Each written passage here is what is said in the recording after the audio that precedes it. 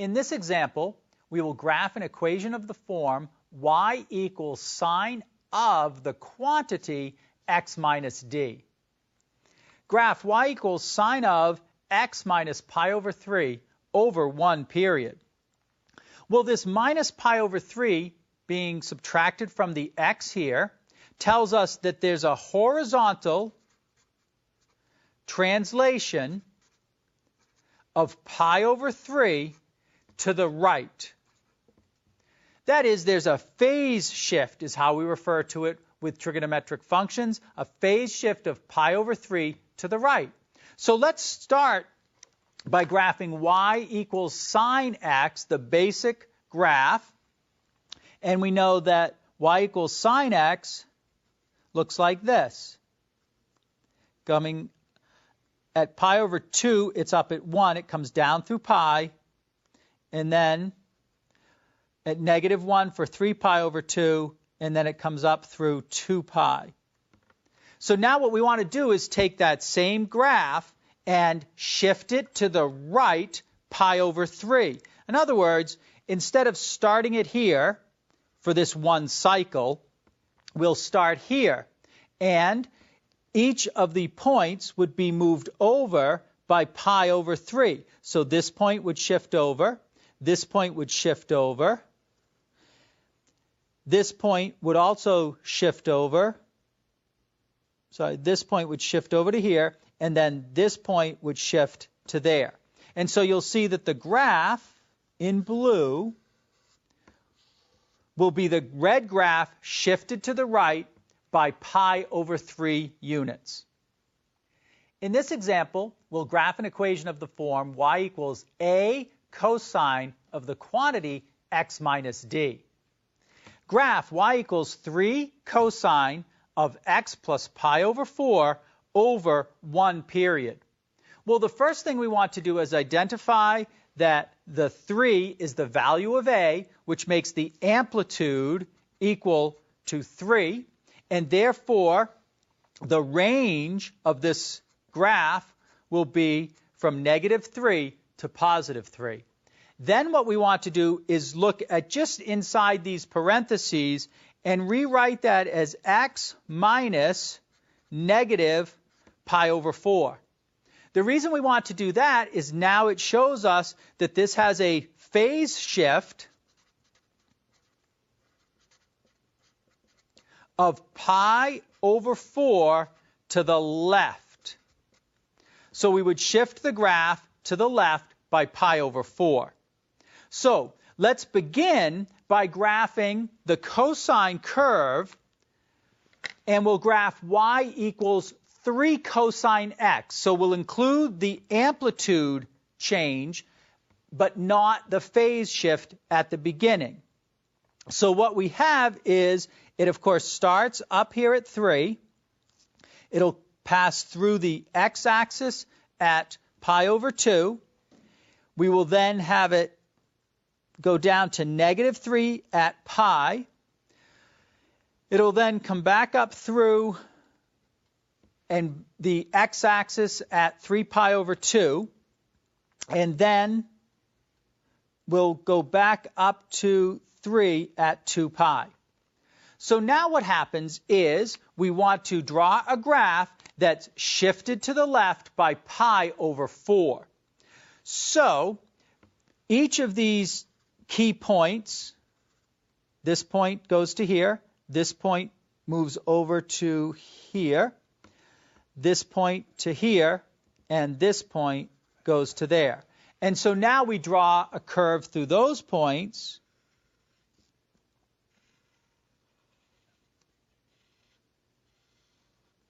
And we've drawn the graph of y equals 3 cosine x plus pi over 4. In this example, we'll graph an equation of the form y equals a cosine b times the quantity x minus d.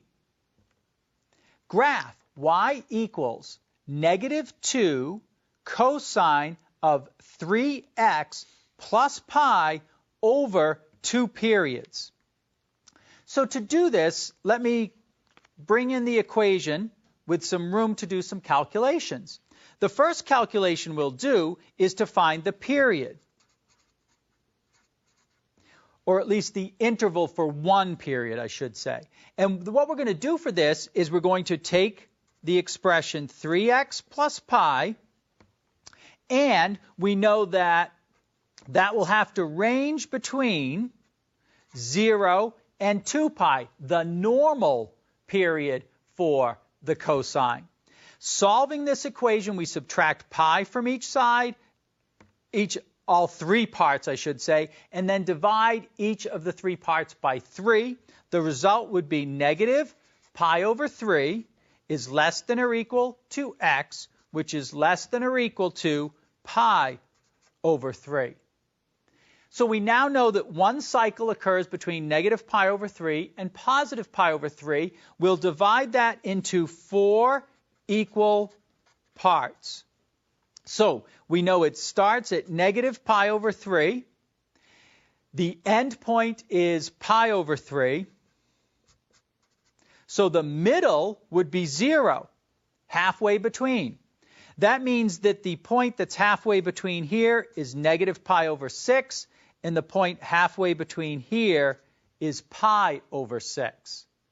Let's find the corresponding y values, that is the values that we get when we substitute in for x each of these key points. When we substitute in negative pi over 3, we'll find that the y value is negative 2. For pi over 6, it's 0. For 0, it's positive 2. For pi over 6, it's 0. And for pi over 3, it's equal to negative 2. So what we'll now do is plot those points and then sketch the graph through those points.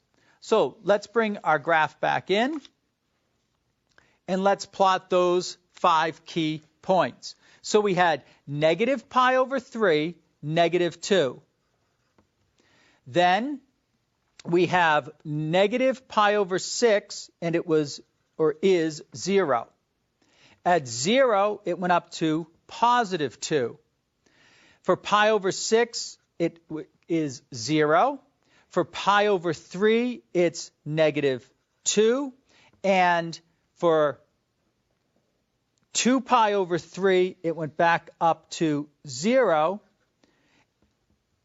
And for pi over 3, I already did that. So what we then have is the graph coming up through, down to here, coming back up through here. And of course, if we were to continue this, because we want 2 cycles, we can draw it out through here, and that would be 2 cycles of the graph y equals negative 2 cosine of 3x plus pi. In this example, we'll graph an equation of the form y equals c plus a cosine bx. Graph y equals 3 minus 2 cosine 3x over 2 periods.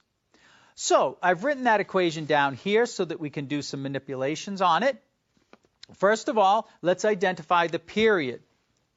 The period is equal to 2 pi over b. b is equal to 3, so the period is 2 pi divided by 3. So for our key points, we know that the interval is from 0 to 2 pi over 3. And so we begin at 0, and it goes to 2 pi over 3.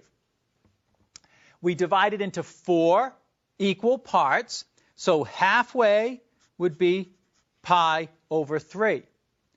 Half of that would be pi over 6. And then halfway between these would be pi over 2. The next thing we want to do is fill in a table. So let me bring in a table that I have created and put the key points on, and we'll fill in the rest of it. So what we're looking for is the cosine of 3x, which is, of course, 3 times each of these values. Cosine of 3 times 0 is going to give us 1. The cosine of 3 times pi over 6 is cosine of pi over 2. That's 0. The cosine of 3 pi over 3 is the cosine of pi, which is equal to -1.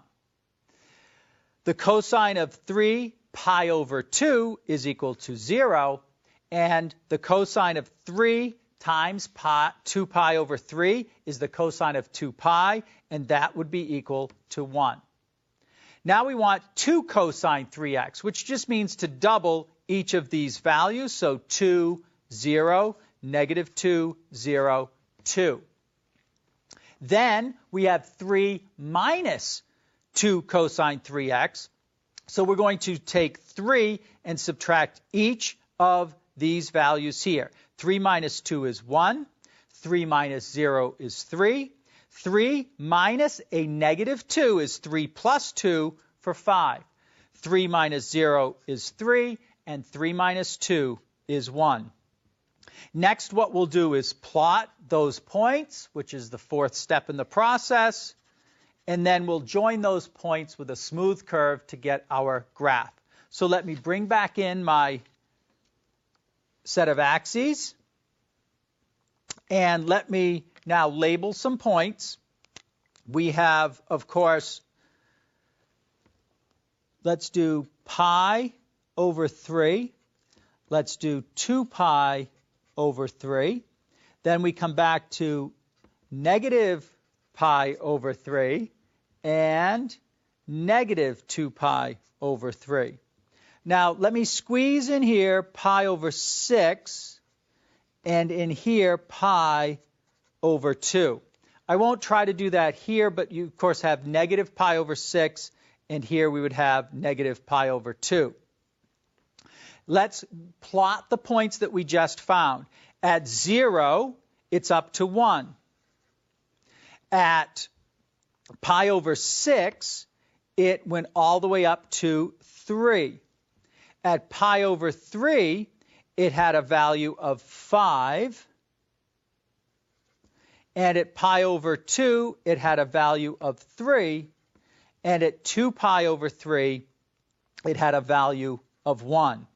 So what we'll see is that this graph looks like this, and that's, of course, just one period. So what we want to do is draw another curve coming out this way, and we know that it's going to be symmetrical. So, for instance, at pi over 3, we know it's going to be up at 5. And we know for negative 2 pi over 3, it's going to be down to here. That should be enough for us to draw a symmetrical curve coming down like this. So we've graphed y equals 3 minus 2 cosine 3x.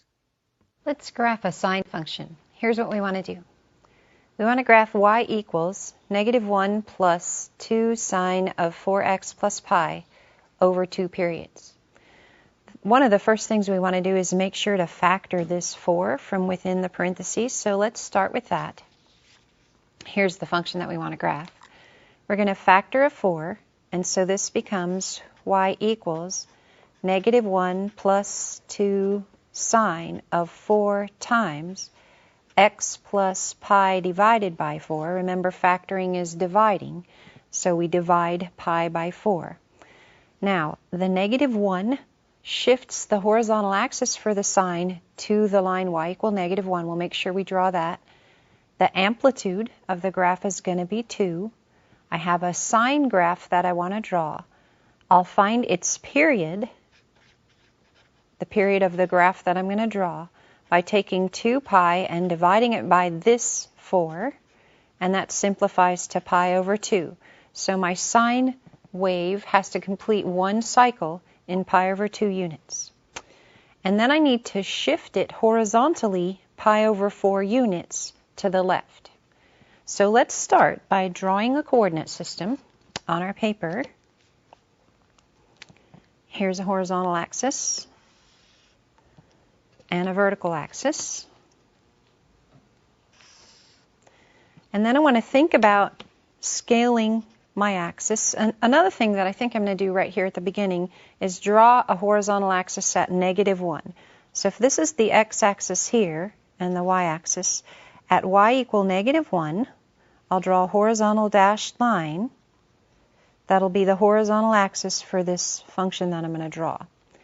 The amplitude of the curve that I want to draw is 2, and it's a sine curve. Now, in a different color, I'm going to draw it unhorizontally shifted. What I mean is not shifted pi over 4 with a dashed line.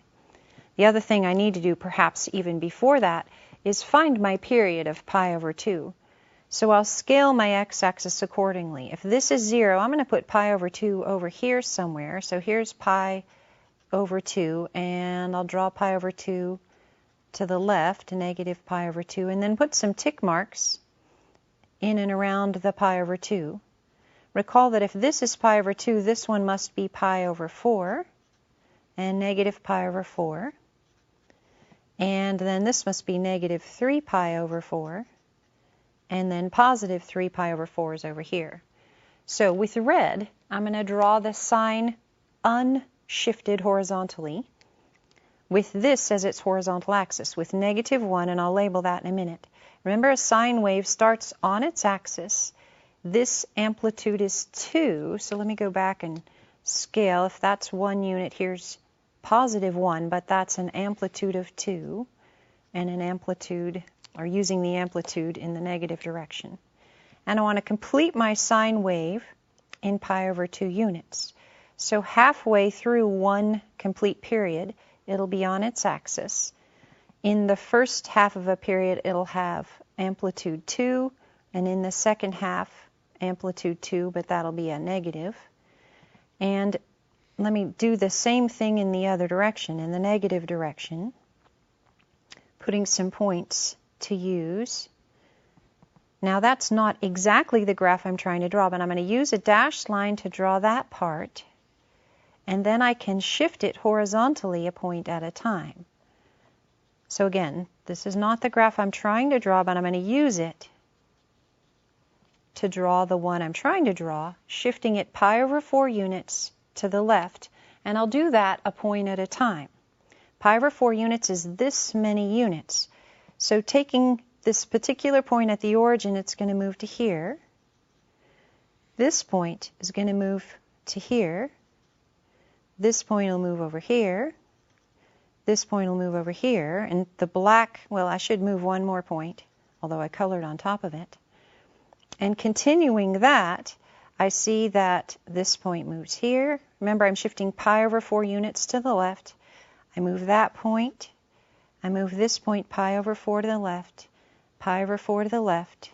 And now with the black line, I'll draw the graph of the curve that I'm trying to draw, or that I'm asked to draw.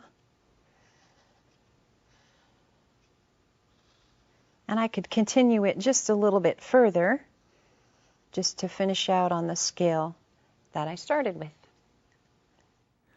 The maximum average monthly temperature in New Orleans is 83 degrees Fahrenheit, and the minimum is 53 degrees Fahrenheit. The table shows the average monthly temperatures. So in the table, we have the months beginning with January and the corresponding temperature, and you can see we go all the way through one full year down to December. Now let's take a look at the scatter diagram for this data. The scatter diagram for a 2-year interval strongly suggests that the temperatures can be modeled with a sine curve. And you can see in the corner here starting at 0, and as well we've got a window of 50 for the y value, so 53 would be this first point here, and the first month being January. And you'll see that we've actually drawn 2 years worth, or the equivalent of 2 cycles or 2 periods. So in other words, this is 1 year from January to December, and then it begins again with January through December. Now let's look at what we're going to do with this data. Using only the maximum and minimum temperatures, determine a function of the form f of x equals a times the sine of b times the quantity x minus d plus c, where A, B, C, and D are constants, that models the average monthly temperature in New Orleans. Let X represent the month, with January corresponding to X equals 1. So what we're going to do first is using the max temperature, which is 83, the minimum temperature, which is 53, we're going to find the amplitude. Let's take a look. So to find A, that will be equal to the difference in the maximum temperature of 83 and the minimum temperature of 53 divided by 2. 83 minus 53 is 30, divided by 2 is 15, so our value for A is 15. Next, let's find the value of C, which is the equivalent of the vertical translation. What would be a good value would simply be the average of the maximum and minimum temperatures. So that would mean that C would be equal to 83 plus 53 divided by 2, and that's equal to 68. Next, let's find the value for B. We know that the cycle repeats every year, that is 12 months. So that means 12 would be equal to 2 pi divided by B. Solving for B, we have 12b equals 2 pi. Divide both sides by 12, and we get B is equal to pi divided by 6. Now for the value of D. Remember, D is our phase shift. That is, where do we want the graph to begin in terms of that first initial point? Well, if we think about that, we know that the minimum temperature or the coldest time would be January, and that the highest temperature actually occurred in 2 different months. One was July and one was August. But what we can say is if we're going between January and July, the middle of that would be April, which is equal to X equals 4, in which case what we can say is that D will be equal to 4. And so now what we can do is write out our function using our A, our B, our C, and our D values, and that would be equal to f of x equals 15 times the sine of pi over 6, our B value, x minus our D value, 4, plus the C value, which is 68. Well, now that we have an actual function that models the data, let's take a look at the next part. On the same coordinate axes, graph F for a 2-year period together with the actual data values found in the table. So let's bring in a calculator in which we can do this and show both the data values along with the graph of f of x. All right, so let's hit our equation editor, y equals, and I've already entered the equation where you can see I have y equals the 15 sine of pi divided by 6, and let me now scroll over, times the quantity x minus 4, and then plus the 68. So then for my window, let me show you that we select from 0 to 25 for the x scale and 50 to 90 with a scale of 5 for the y. Then I'm going to press the graph key. It shows the data points, and now you can see the graph of f of x being drawn through those data points. And you can see that actually we have a fairly close model with that particular function f of x. Now let's take a look at another part of this example. Use the sign regression feature of a graphing calculator to determine a second model for these data. So let's bring the calculator in, and we'll use sign regression on the calculator to find another equation to model the data. So what we're going to do is use the stat feature, and then we're going to move over to the calc I'm going to use the up arrow to get to the bottom of this list and then choose C, sine regression, so I'll press enter. Iterations refers to how many times it will go through trying to find the best sine regression, so we'll leave that at 3. Of course, we're using list 1 and 2, list 2. The period, of course, is 12 months. We want to put the equation or store the equation into the y sub 1, so I press variable or vars for variables, move over to y vars for y variables, the function variables, and then y sub 1. Then I move down to calculate, press enter. It shows us the sine regression, and then I've also asked it to round to 2 decimal places. And so you can see our values for A, B, C, and D. So let's write that function down. So that would be f of x is equal to 15.35 times the sine of 0.52x minus 2.13 plus 68.89. So now that equation is stored in y sub 1 on the calculator when we did the sine regression. So now let me push graph on the calculator, and it shows us the data values and then the sine curve for f of x. And what it's saying to us is that sine curve is the closest one that models the data that the calculator could find in 3 iterations.